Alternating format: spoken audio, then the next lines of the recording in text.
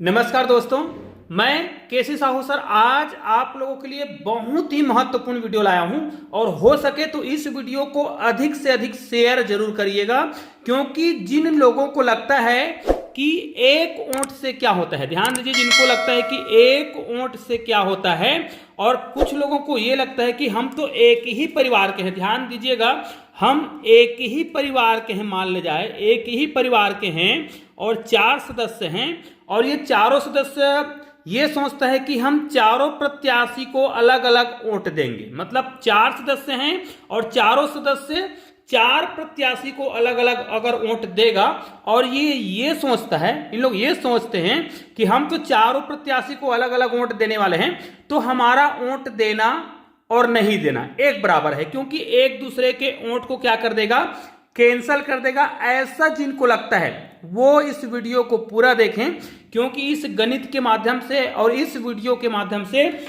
मैं आपको बताने वाला हूं कि क्यों कहा जाता है कि एक एक वोट का महत्व है और क्यों कहा जाता है कि अपने घर से निकलिए, पोलिंग बूथ पर जाइए और अपने मताधिकार का प्रयोग करिए।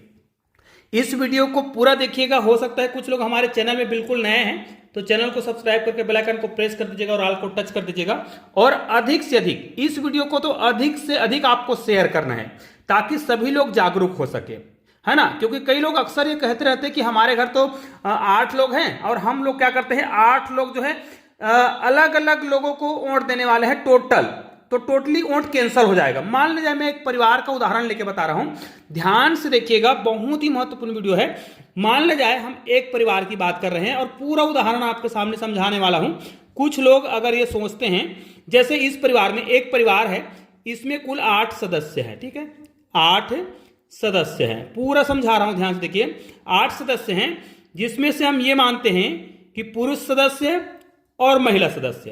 तो यहां पर मान लिया जाए 4 पुरुष सदस्य हैं और 4 महिला सदस्य हैं जो वोट डालने वाले हैं, है ना।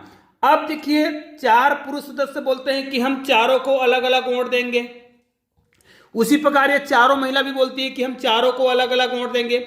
मतलब 4 प्रत्याशी को इस परिवार से टोटल 8 सदस्य हैं जो मताधिकार का प्रयोग करने वाले हैं, वो चारों प्रत्याशियों को क्या कर रहे हैं, वोट दे रहे हैं, एक एक वोट। चारों पुरुष जो है एक वोट देंगे, चारों महिला भी एक एक वोट देंगे, तो टोटल हर प्रत्याशी को इस परिवार से 2-2 वोट मिल रहा है। तो इन लोग ये सोचते हैं कि हमारा परिवार का जो वोट है वो तो सभी प्रत्याशियों में बढ़ रहा है, तो इसके परिणाम में कोई फर्क नहीं पड़ता। ऐसा इन लोगों को अगर लगता है, ऐसा इन लोगों को लगता है, फिर मान ले जाए या आप में से किसी को लगता है कि अगर इस कंडीशन में कि चारों लोग वोट को बांट रहे हैं या एक घर में 2 सदस्य है और दोनों अलग अलग लोगों को वोट दे रहे हैं, तो उनका वोट एक दूसरे को कैंसिल कर देगा। ऐसा नहीं होता है, याद रखिए, चुनाव में ऐसा बिल्कुल भी नहीं होता है। आपके सामने मैं प्रूफ करने वाला हूं, ध्यान दीजिएगा। हाँ, बहुत सारे उदाहरण के माध्यम से आपको समझाया जा सकता है। मैं केवल जागरूक करने के लिए ये वीडियो बना रहा हूं, इसलिए मैं जो उदाहरण ले रहा हूं वो इस प्रकार ले रहा हूं ताकि आपको समझा सकूं कि अगर आप अलग अलग प्रत्याशियों को वोट देते हैं, एक ही परिवार के सदस्य हैं और एक ही परिवार के सदस्य बराबर संख्या में वोट देते हैं अलग अलग प्रत्याशियों को, तो भी चुनाव परिणाम पर असर पड़ता है। एक एक वोट बहुत महत्वपूर्ण है। अब ध्यान दीजिएगा, मान ले जाए यहां पर हमने एक परिवार लिए थे, उसमें 8 सदस्य थे।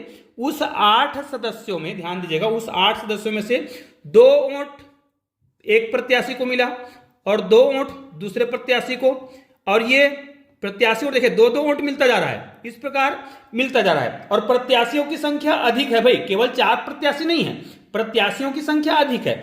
ये 8 लोग हैं, उन लोगों ने 4 पुरुष 4 महिला के आधार पर इन लोगों ने इस प्रकार मताधिकार का प्रयोग किया। अब इन लोग ये सोच रहे थे कि हमारा मत तो एक दूसरे को कैंसिल कर रहा है, उससे अच्छा हम वोट ही डालने ना जाए। ऐसा अगर ये सोच रहे हैं तो मैं बता रहा हूं कि इनको वोट डालने क्यों आना चाहिए। देखिए, इन लोगों ने तो अपना मताधिकार का प्रयोग कर लिया, अपना वोट डाल दिया और इनका मत एक दूसरे को कैंसिल कर रहा है, ऐसा इनको लग रहा है। मैं बता रहा हूं कि इनका मत जो है एक दूसरे को कैंसिल नहीं कर रहा है। कैसे? एक उदाहरण के माध्यम से समझा रहा हूं कि यदि हम ये कहें, चलो मैं बता रहा हूं कि इनको मान ले जाए टोटल मत, इनको छोड़ के, चलो अभी इनको हम छोड़ देते हैं कि इनका 2-2 जो मत है इनको मिलने वाला है। मान ले जाए इनको 4000 मत मिला, ठीक है, एक उदाहरण के माध्यम से इनको मिला 4000 कुछ भी मान सकते हैं, 4000 इसको हम 10 मान लेते हैं, ठीक है। इसको हम 4020 मान लेते हैं और इसको 4025। ये देखिए सभी को मत मिला है। ये एक रफ उदाहरण है भाई, केवल समझाने के लिए। अब यदि इस परिवार का, केवल इस परिवार की बात कर रहे हैं, ऐसे और बहुत सारे परिवार का हो सकता है, इन परिवार का वोट को हम यदि यहां पर जोड़ते हैं, ठीक है।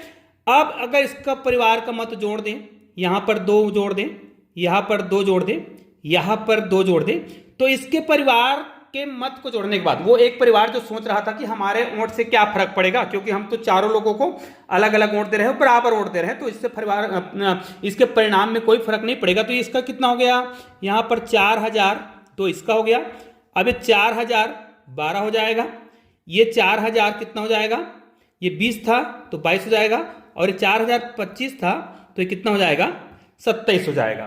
तो अब देखिए इनके वोटों के जो, इनके मत का जो अंतर है उसमें कोई फर्क नहीं पड़ा, इसमें डिफरेंट उतना ही है। लेकिन चुनाव परिणाम में फर्क कैसे पड़ेगा, देखिए चुनाव परिणाम में कैसे फर्क पड़ रहा है। अब देखिए नीचे और भी प्रत्याशी है।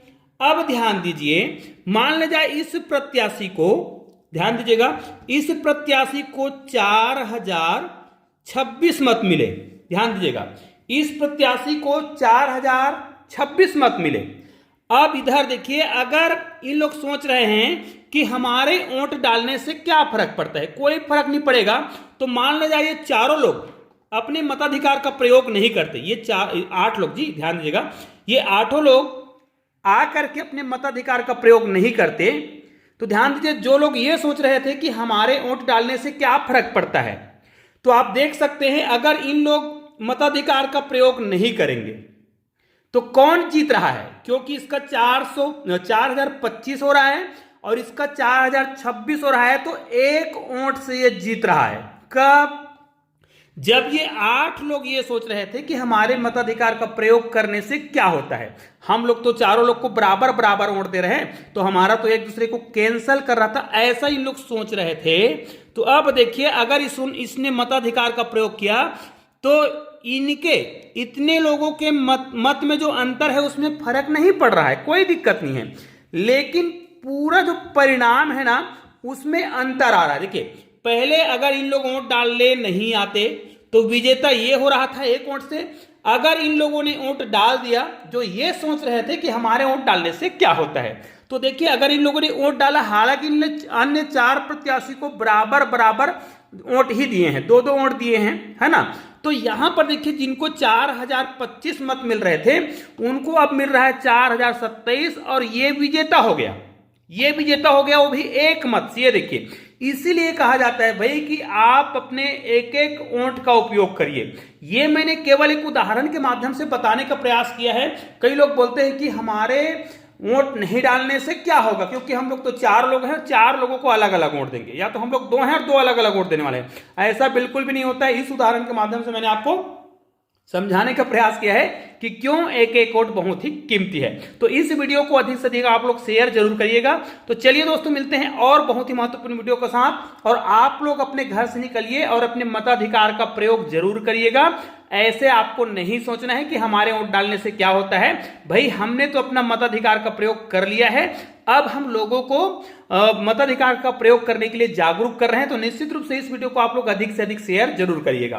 तो चलिए दोस्तों मिलते हैं एक और बेहतरीन वीडियो के साथ, तब तक के लिए जय हिंद जय भारत।